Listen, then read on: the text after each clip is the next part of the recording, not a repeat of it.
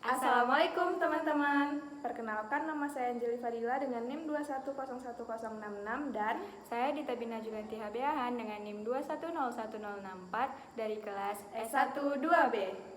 Nah, di video ini kami akan menjelaskan tentang minyak atsiri. Nah, kalau kalian penasaran tentang minyak atsiri, jangan lupa ditonton videonya sampai habis ya.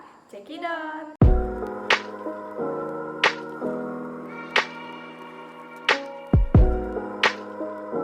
Nah, teman-teman, sebelum kita mengetahui lebih lanjut tentang minyak atsiri, lebih baik kita mengetahui apa sih minyak atsiri itu.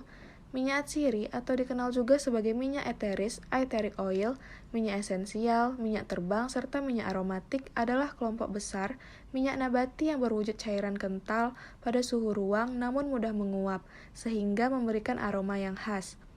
Minyak atsiri merupakan bahan dasar dari wangi-wangian atau minyak gosok dan untuk pengobatan alami.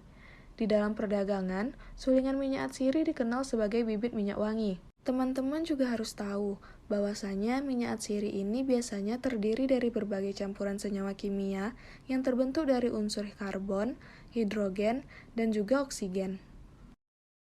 Nah, setelah kita mengetahui apa itu minyak atsiri, selanjutnya kita juga harus mengetahui ciri-ciri dari minyak atsiri. Ciri-ciri dari minyak atsiri yaitu yang pertama, memiliki titik uap yang rendah sehingga mudah menguap. Yang kedua, mengandung komponen yang kuat sehingga berpengaruh terhadap indera penciuman. Yang ketiga, sulit larut dalam air dan pelarut polar lainnya. Yang keempat, pembuatannya berasal dari campuran berbagai senyawa yang menghasilkan bau atau aroma khas sesuai sumbernya.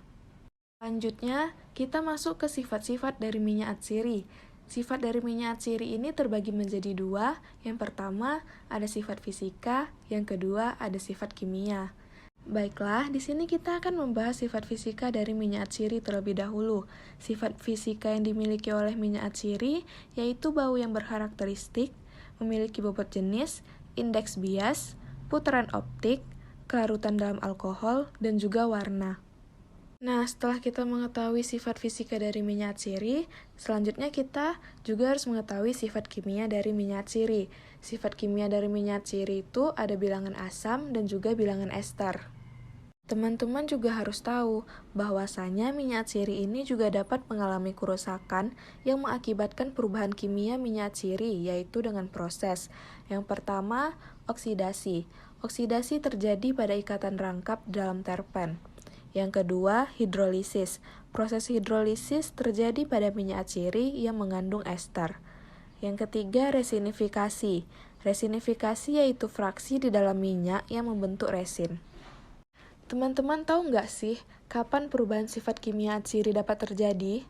Perubahan sifat kimia atsiri dapat terjadi ketika yang pertama itu pada saat penyimpanan bahan, yang kedua pada saat proses ekstraksi.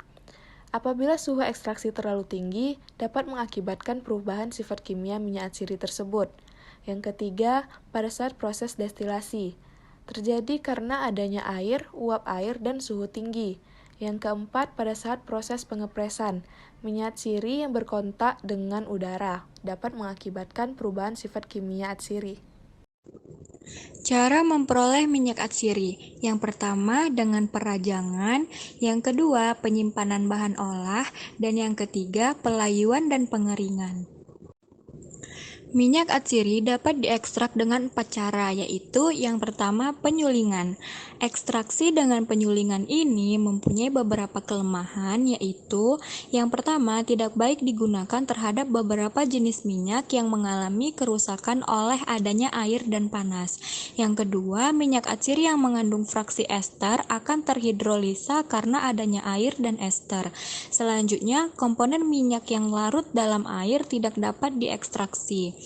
Dan yang terakhir, bau wangi minyak sedikit berubah dari bau wangi alamiahnya. Yang kedua yaitu pengepresan. Yang ketiga, ekstraksi dengan pelarut menguap. Dan yang keempat, ekstraksi dengan lemak padat. Pelarut yang baik harus memenuhi persyaratan, yaitu yang pertama dapat melarutkan semua zat wangi, yang kedua titik didih yang cukup rendah, yang ketiga tidak boleh larut dalam air, yang keempat pelarut bersifat inert, dan yang terakhir pelarut mempunyai titik didih yang seragam. Selanjutnya cengkeh. Nama simplicianya Seriopiliflos, nama tanaman asal Eugenia seriopilus, dari famili Myrtaceae. Zat berkhasiat utama yaitu minyak atsiri yang mengandung eugenol, zat serupa damar, tidak berasa, hablurnya berupa jarum yang disebut karyofilin, zat penyamak, dan gom. Kegunaannya yaitu stimulansia, obat mules, dan antiemetikum. Nah, ada daun serai. Nama simplicianya Symbopogonis folium. Nama tanaman asal Symbopogonardus, dari famili Poaceae. Zat berkhasiat utama yaitu minyak atsiri yang mengandung geraniol dan citronella. Kegunaannya yaitu karminatif, antipasmodik, antipiretik, dan stomakik. Selanjutnya yaitu adas manis. Nama simplicianya Anisifructus, nama tanaman asal Pimpinella anisum, dari famili Apiaceae. Zat berkhasiat utama yaitu minyak atsiri yang mengandung anetol, metilkafinol, dan minyak lemak, di mana kegunaannya adalah karminatif dan obat mules.